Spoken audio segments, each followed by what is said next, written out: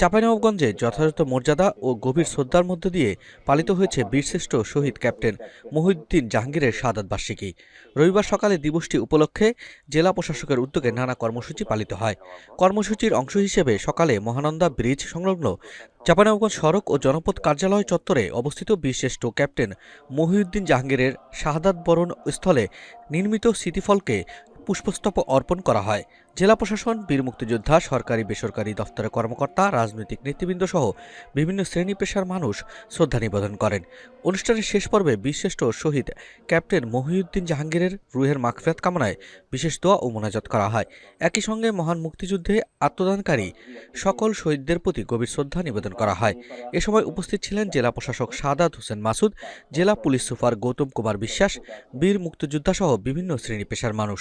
উল্লেখ্য, ১৯৭১ সালের ১৪ ডিসেম্বর পাকিস্তানি হানাদার বাহিনীর বিরুদ্ধে সম্মুখ যুদ্ধে বীরত্বের সাথে লড়াই করে শাহাদাত বরণ করেন বীরশ্রেষ্ঠ শহীদ ক্যাপ্টেন মহিউদ্দিন জাহাঙ্গীর। তার বীরত্ব ও আত্মত্যাগ বাংলাদেশের ইতিহাসে চিরসম্বার হয়ে থাকবে।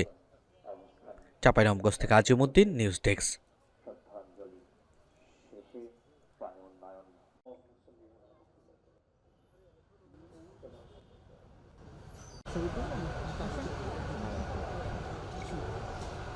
প্রধানগণকে সাথে করে আল্লাহ তাআলা বিভিন্ন পর্যায়ে কবরস্থানী হিসেবে কবুল করলেন।